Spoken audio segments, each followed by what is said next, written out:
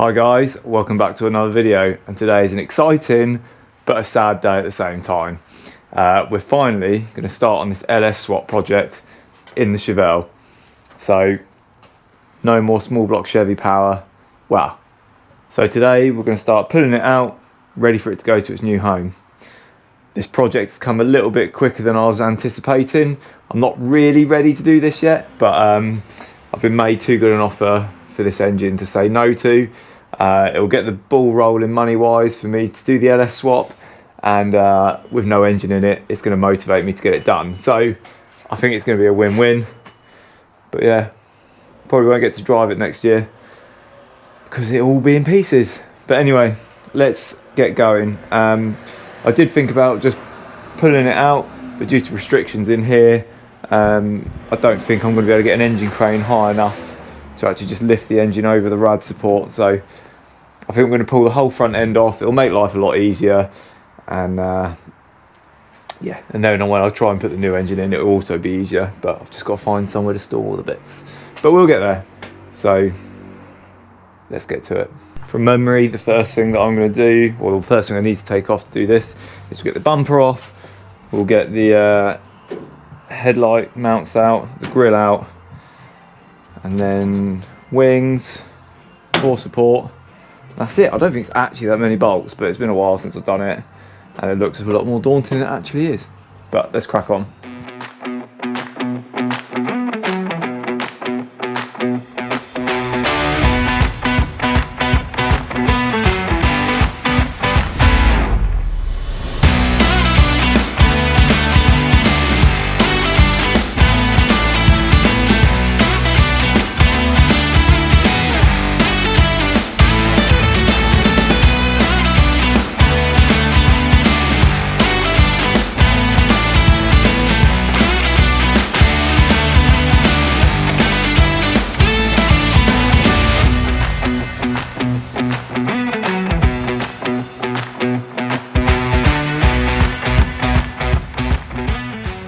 So had to wheel it out of the garage because to get the wings off, one of the bolts is in the door shuts and I can't open the doors in here. So wheeled her out, we've done that, back in the garage, time to jack it all up and undo the, I think there's like 3 things we've got to take off from underneath.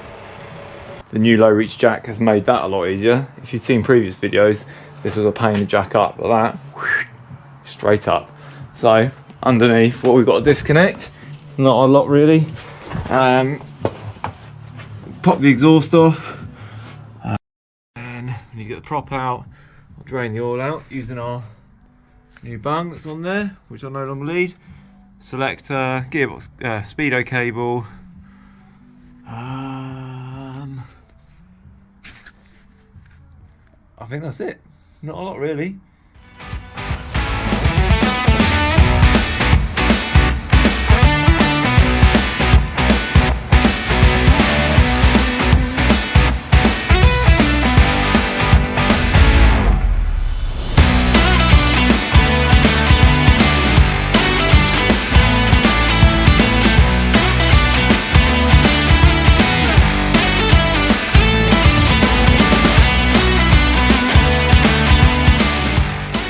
Underside's all good to go, just topside to sort out. Oh, took longer than I thought, but we've got there. What we've got on here, so because I've got this bulkhead connector here, we'll just disconnect that, we'll pull the main wires with the whole engine, so that's the alternator and the starter motor wire.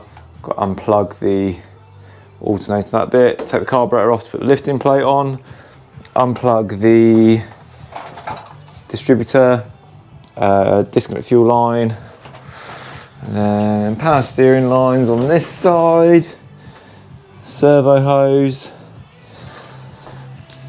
and then unbolt the mounts, but I haven't got a crane here currently, so we're not going to do that today, but we'll have it ready to pull out basically.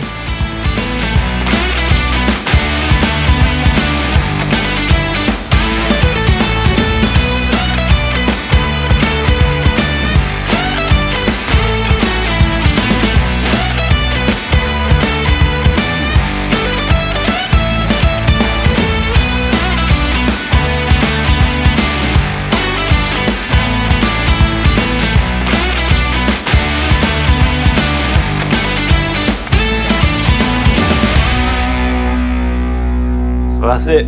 She's all unbolted, ready to come out. Bit of a faff, took a bit longer than I thought, as all these jobs do. And I need to have a big tidy up.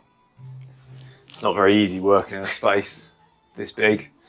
So yeah, now the guy that's buying it's got an engine crane, so he's going to come with it. We're going to pull it out, and then I'll unbolt the gearbox. He's not having the gearbox, and that'll be it. But while it's up in the air like this, I'll probably give the whole underside of the car a spruce up, just from a year of driving, and obviously we've got caught in the rain in street weekend. But actually the underside looks pretty good from that. The only bits that look a bit minging from it is all the stuff trapped under the wings and that. So we got away quite lightly there. But yeah, check back in once we've got the engine crane here.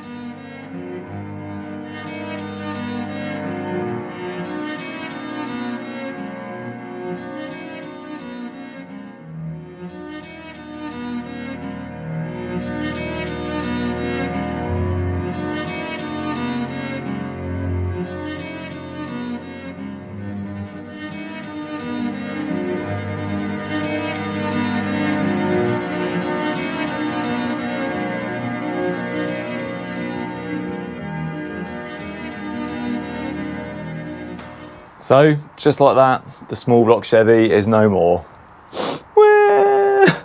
Currently no longer own a running V8.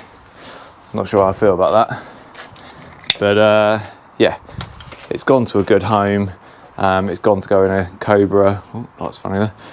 It's gone to go in a Cobra kit car local to me. So I look forward to seeing that and seeing it running around still, which would be quite cool. But yeah, no more drivetrain. She's just a roller. Gearbox I've still got. Anyone want a 700 R4 gearbox with B&M shift kit? Give me a shout. It's up for sale, up for grabs. Yeah, runs perfectly fine. So yeah, that's mixed feelings really. Now I've got a healthy budget to try and start the LS build. The LS build, which we have already started collecting parts for. Now, LS swaps aren't a new thing. You know, they're done all over the world. Especially in Chevelles, they've been done loads of times before. I've also done several LS swaps already, so this isn't my first, but I'm excited to do my first one for me, which would be cool. But the other thing that makes this difference is the gearbox that we're going to be using. So we're going to be using an 8HP 70, which is a little bit different, and we'll get into more detail with that in the next episode. But before we wrap this video up, let's pay homage to the small block Chevy and look back at some of the highlights that it's given us over the years. Hi Robbie.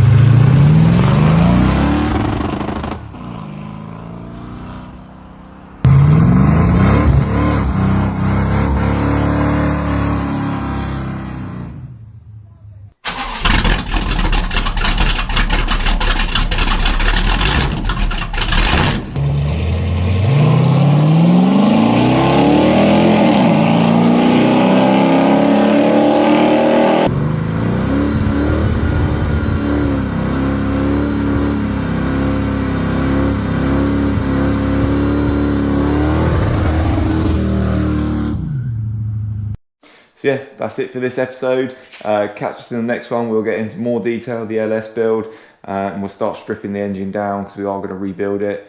But yeah, for now, give us a like, give us a subscribe, and we'll catch you in the next one.